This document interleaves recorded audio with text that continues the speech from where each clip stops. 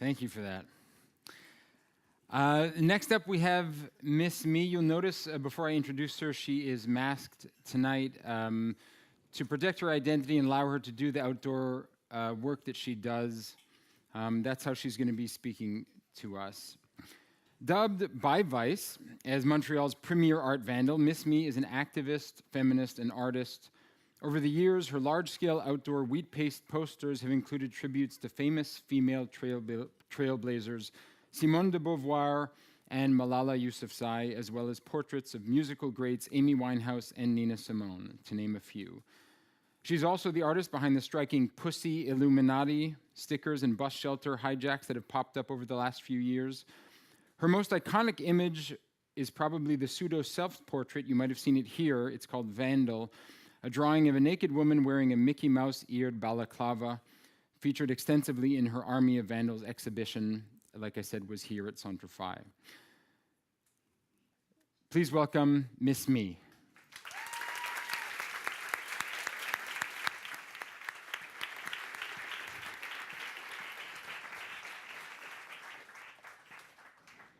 Hello. Ooh, this is working. Good. I'm not sure. Okay. Do I have a clicker? Is this it? That is it. How does it work? I'm sorry. Figured out in real time. Yeah, do one of those. Ready? There we go. Okay, so it's on. All right. So this is me. My name is MissMe. This is going to be awkward. Should I do this in front or in the back, or I'll do it here? I'll awkwardly sit in one of those chairs at some point. I'm an artful vandal. That's how I like to call myself. I don't really like the term street artist. I feel it's very much in fashion, and I don't like what's in fashion too much. And also, I don't only do stuff in the streets. Although this is mostly what I'm going to be talking to you about, the work that I do in the streets. Because I use the city as my gallery. This city, all the cities I have the luck to visit, I usually leave my little street offerings everywhere I go. I'm like the opposite of a klepto. I just like leave stuff everywhere. What I do is considered vandalism, even though I feel that's a crazy word, but I actually use it to my advantage. I find that to be funny, that what I do is considered vandalism. It's such a hardcore word. So I do artful vandalism. And it's not because I do that I don't have a deep sense of morality and hope for a better society and want to engage and participate in my society. A lot of people will see what I do as immature and rebellious and thoughtless, but it's actually quite the opposite. Everything I do is an opinion, and it's a very thought-through opinion, a very lived emotion. I'm going to explain to you why or how I got to do what I'm doing. Maybe some of you know, but I'll just kind of go through it. I used to live this very perfect life, I thought. I had figured it out. I was always very creative, so I had figured out the perfect balance between being a creative and participating in the society in a secure, economic, reassuring way. So I was working in an ad agency for many years. And my little balancing act was working great for a bit, and then got a little off balance. And it was okay, because, you know, you kind of figure out a way to tell yourself you're still balancing. And what happened is that, like happens to a lot of people that, you know, kind of wake up, I guess, in my case, something really hard, something shook me, something happened to me. And it shook me so hard that I was just left facing with my core, my naked self. And once you're there, it is very hard to rebuild yourself the way you were before, especially when it comes to things that really were things you didn't really truly believe. So I rebuilt myself guts out. And a lot of those things really didn't stick to me anymore. So what I did is I left, I quit, I refused, I rebelled against not only my life, but really everything that bothered me and oppressed me and really fucked with me. I became this really giant global, thing together. It was not this one little thing. It all came together as like a giant inside tsunami.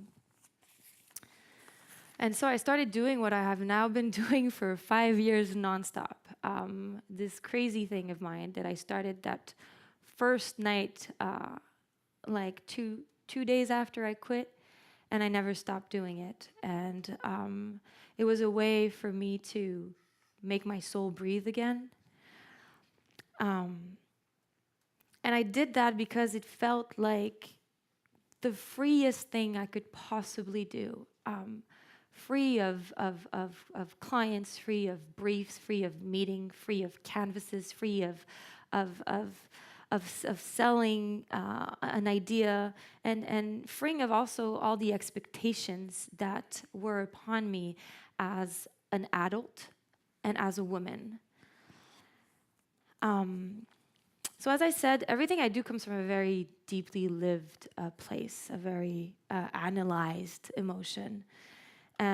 So I really don't consider what I do immature at all, as I said. I actually like to say that a lot of people like to say that they're immature adults. I never said that. I always say that I'm a very mature kid.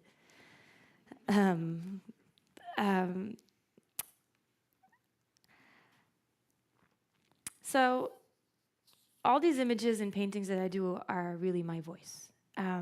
They're my opinion, they're my voice. And they may be unconventionally expressed. I may agree with that, but I really, as I said, don't think they're immature at all, at least not according to me. They're very thought through. And so I did that to heal my relationship with society, and I see what I do as a positive building action and not a destructive one, even though, again, it is labeled vandalism. So I'm very at ease morally with what I do. I really have no problem with what I do morally at all. And one of the two reasons, there's a couple reasons why I wear this mask. I think one of the reasons was expressed to you, and it's a pretty obvious one. But really the other one is the fact that I don't think I need a face to do what I do. And especially as a woman, what we look like always somehow matters and is always somehow part of the discussion one way or the other. And I really did not want that to be part of the discussion because I don't want people to have opinion on what I look like and if they find me pretty or not. And also, I don't want to fall into that and to care about that. So I just completely took it out, and this is really way better than my face because that really represents me way better than my face. If you know me, it's really a mix of two parts of what I really am. I'm a little rough. I'm a little bold, slightly rebellious, but I also watch cartoons every day of my life, and I'm very much a kid, as I said. Like my house is full of toys, and it's just ridiculous in a way, but it's who I am. So it just represented me really well. So as I said, I'm very complex, like most people, but I'm also very aware of it. Self-analysis is a big thing of mine. I can't really escape it because, my mother's a psychoanalyst, and my father's an Ashkenazi Jew, and so, yeah, self-analysis and understanding yourself and is really something I could not escape. But it's cool. So I'm going to show you some examples of the work that I do. I'm not going to show you everything or all the series. I just chose a couple that for me kind of made sense in the political environment we are in today. So I won't talk about my Pussy Illuminati, but I'm wearing it. And as they said, I do put them in bus shelters. I'm not sure I should be saying that, but I I have a way to get into the bus shelters and to kind of, take off the ads and kind of put my own ads in there. So I do it, and I have, I'm not sure this is very smart. Anyway, it was not written. Anyway, so I I do that. I'm not going to talk about that. I didn't even bring images of that. You can see it on my website if you're curious. I have fake ads, actually, I do, about my personal outrage about the silence around coltan and how it is linked to our phones and all our stuff, but somehow companies are very good at not talking about it and not taking responsibility on how much we consume and how we should be better at consuming it, and on fast fashion, and also the pussy Illuminati that I put everywhere in those bus shelters, and it is written, "We are all made in vagina." But I'm not going to talk about this. I'm going to show you some other things. Okay, so I'm going to start with this piece.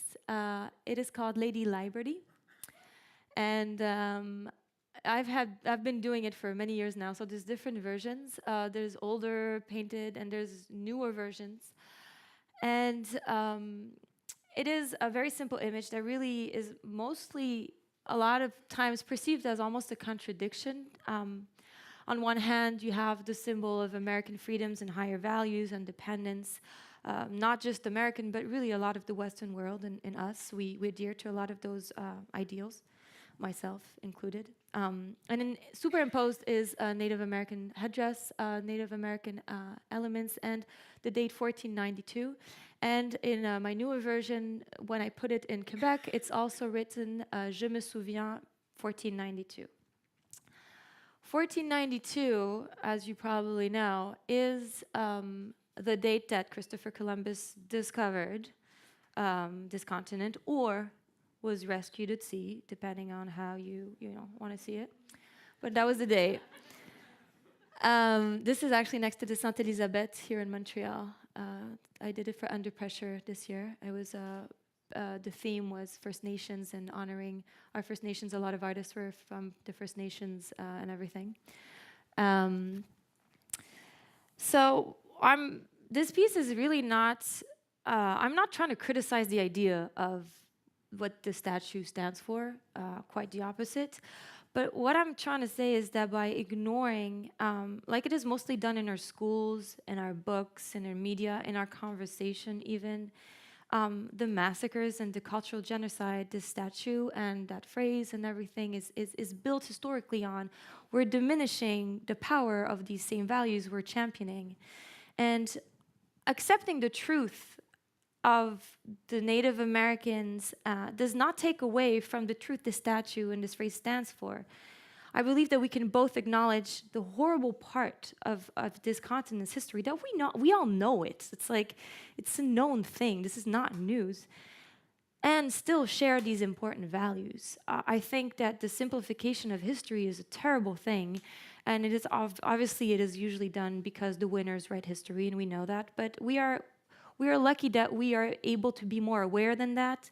And I think it is our duty to show that we can understand complexity, and that one vision of an event does not mean negating another vision of the same event. They can both be true. And we're intelligent enough, and our children are intelligent enough to understand the complexity of history. Because when you turn down one version, you're discrediting someone's history, and through that, their dignity. And when someone has his dignity taken away, there's nothing left, and then this person can do many things, but not participate in building a good society and a stable society with all of us. And those are not issues of the past, as you know. I'm sorry, I don't want to be all like negative and all, but we all know that our First Nations are still really struggling, and not just in the States, but in Canada, big time. Just a few months ago, the Val d'Or police got all their charges against them dropped, and it's not little charges. It's sexual assault on Native American women and forced incarceration, and we heard about it, but in my opinion, we didn't hear about it enough, and we weren't outraged enough. It's, again, my opinion.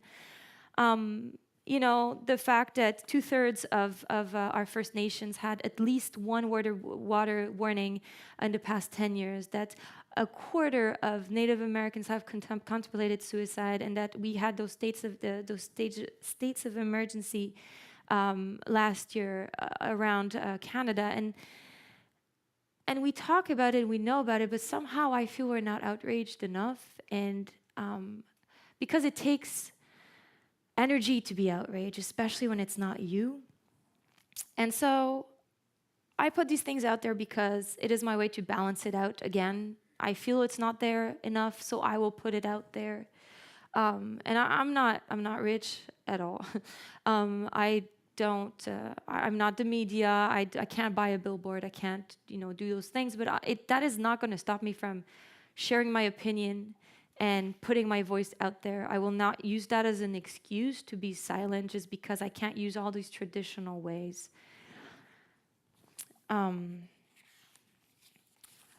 A lot of people know me more for my feminist work. As I said, I'm not going to talk about the Bus Illuminati, but I will show you 3 other series that are part of my feminist work. Because obviously I'm a woman and I live my life very much as a woman through my gender, through my sexuality, and I talk about it.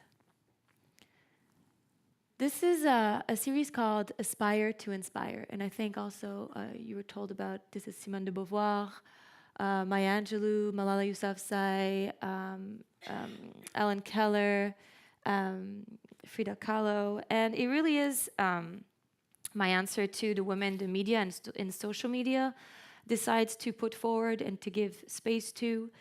And I'm not saying just the media because it is easy to say, oh, it's the media, it's the others, but social media is us. And we have a power and we need to be conscious of it, I believe. And I think we're not celebrating the right accomplishments for women. Betty Friedan, another one of Malala. We're not celebrating the right accomplishments for women because the glorification of beauty and the normalization of vanity are not accomplishments.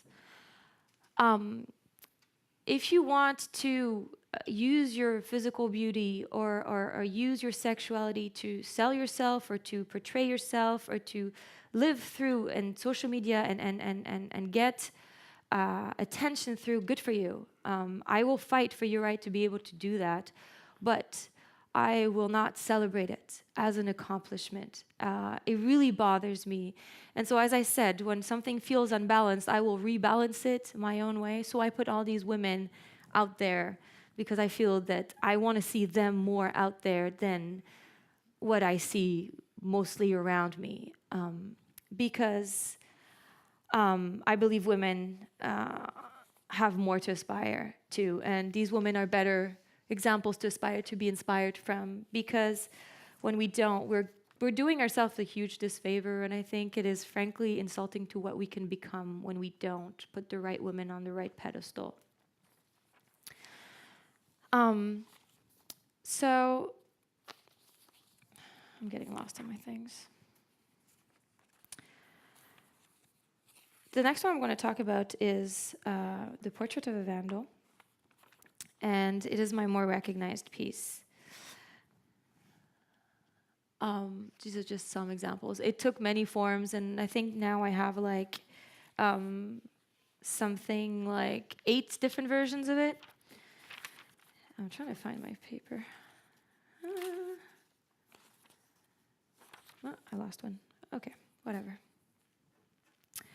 And it is basically a portrait of myself naked, but not in a seducing way, not in a just frontal, naked way. And I use the breast and the body to express many things I want to express about female sexuality.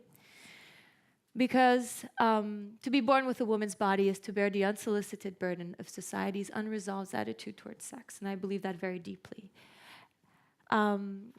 We're told to be ashamed of our body and ashamed of our sexuality and responsible for other people's behavior towards us, and I think that is just wrong. So basically, she's not seducing, she's just there. She's not vulgar, she's not anything, she's just naked. And because, sexuality is an intention, it's not a state of boobs. Vulgarity is an energy, it is not a state of ass. And it is important that we don't put that on women all the time.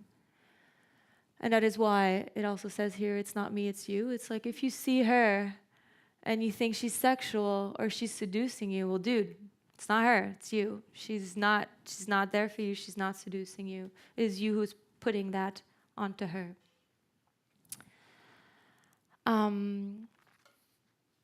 Now, I know that there are a million different ways to be a woman, and I believe all these definitions are true, and these are my own personal opinions, and this is my own answer to my own struggle, and I think that's important to underline. Because as we fight to be more empowered and sexually liberated, it's important that we recognize that our struggles and our journeys are different, so our liberation will take different forms, and sometimes those liberation can seem to oppose each other, and I believe this is not necessarily true, and two things can seem to be the opposite and yet both be true because it depends on your journey. So one can decide to uncover oneself as a form of liberation, and one can decide to cover oneself as a form of liberation, and I believe they're both true. And that brings me to my last series I'm going to show you. Is my latest series, actually, and it is called, Don't Tell Me What to Wear. Sincerely, Women Everywhere. And it is really my answer to the political climate right now that we had here in Quebec with the charter, and in the US with the Trump election, and a lot of the stigmatization of Muslim women especially. And I thought it was important for me, especially as the naked vandal, as the person that fights for my right to wear tight leggings and with a fat ass, and not wear like a bra and walk down the street and not have to take into account that maybe people are going to react a certain way. It was important for me to stand with my sisters' rights and to cover their hair if that's what makes them feel safe and make them feel good. And those are my girls, actually. And I can tell you one thing about them is that they're not oppressed at all. They're very opinionated, they're very vocal, they're very educated, and they're actually very spiritual as well. And so I put them around as proud, free, and feminist women as an answer to maybe that one idea of how to liberate oneself that I don't agree with necessarily, even though that is not me at all, obviously. But I recognize that that is important for me to fight for them as well. I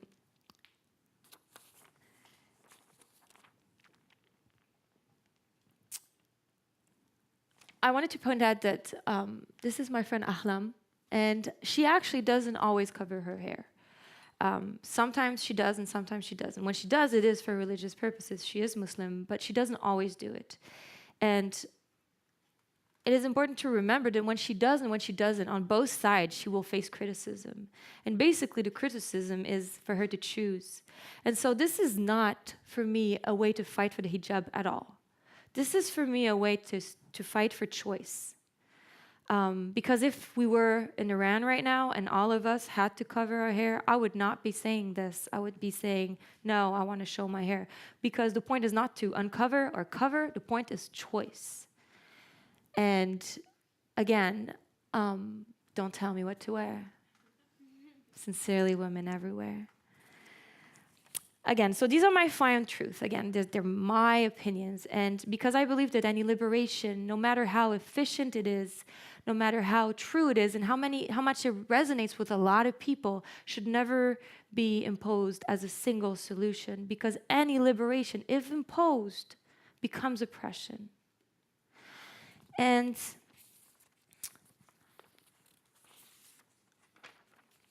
I think this is important also in this context, because what is it do I do really? I start discussions. I don't try to take over with what I do, and that would take too much work. There's no way I can do that. But I think it is more than ever important for us to get out of our echo chambers. That is a lot created by social media today and those evil algorithms that I personally hate, because it makes you feel safe, but in the long run, it makes you feel it will make us very unsafe. I usually, when I describe what I do, I talk about my work as creating encounters. And it is that, creating encounters, creating discussions. And I think it is very important today to build bridges. And those are a way to build bridges to maybe things you're not necessarily exposed or an idea you're not necessarily agreeing with. And maybe it won't change your mind at all, which is fine. You don't have to agree with me on anything, really. It's fine, because that's cool. But I think it is important for us to learn to talk to each other again and not agree and be okay with it. Because the unity and the strength of a society, I believe, comes not with uniformization, but with accepting differences and loving diversity. And that is what makes you unite. So that is why I do what I do and I share what I share. Thank you.